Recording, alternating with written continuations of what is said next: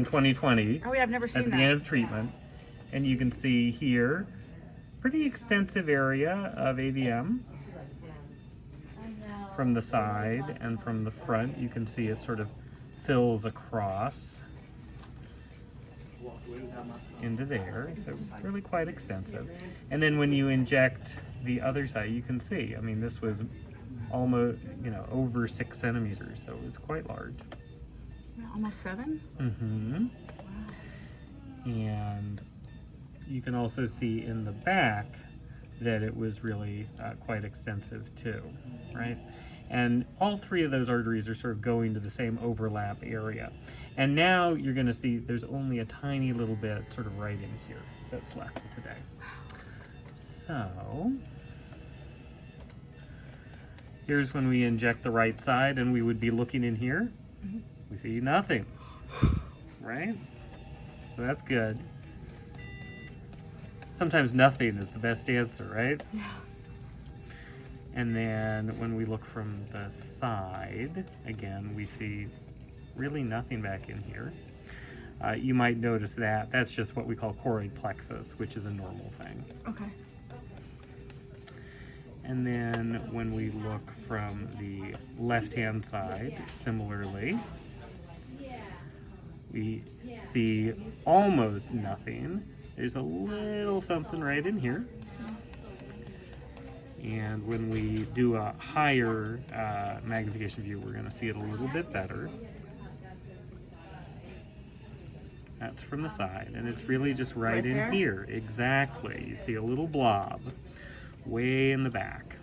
But compared to where we came from, we're talking, this is about 8 millimeters by 4 millimeters, and if you look here, 7 by 6 from the other angle. Millimeters, not centimeters. Yeah, millimeters. So, hundreds of times less volume. Wow, I can see how you would almost miss that. Well, right. I've done this long enough and know how to look for subtle things, but it's just this little area right here. I mean, it's super subtle, and it just has the very smallest amount of what we call arteriovenous shunting. The vein shows up a little bit early, and so that could be residual nidus, or it could be just some scarring.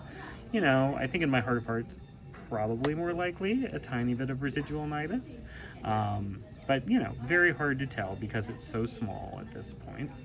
And is that part, can you tell me, does that border the occipital lobe with where it's located, or not as much? Yeah, and here we'll actually see it from the back. It's very hard to see on the straight one. So the midline occipital lobe would be here, and the little tiny bit that's abnormal is going to be right behind there, but you can't even really appreciate it on that view.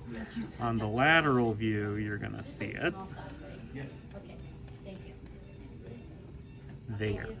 Right? Okay. It sort of sticks out there, and then we have a magnified view where we see it a little bit better. And I used a trick that can bring it out. So here's the measurement again. So about 6 millimeters by 7 millimeters, about 8 millimeters by 5. And I think that's adjacent to that other piece that I showed you. So in aggregate, they're probably about a centimeter sitting here, I think, right next to each other. And does that make it? Is it a grade? What grade is it? it would now be a grade 1. And so, it's this little area that's left, right? Just a tiny little bit. And if you look here, again, just this tiny little bit. So really minimal. And that's even an artery. The vein does show up a couple of frames early. So you see this vein before you see any other vein. And so that's the definition of arteriovenous shunting. So that's why I think, could be scar, but probably slightly more likely to be just a little tiny residual piece of the nidus AVM. But yeah. So when we see the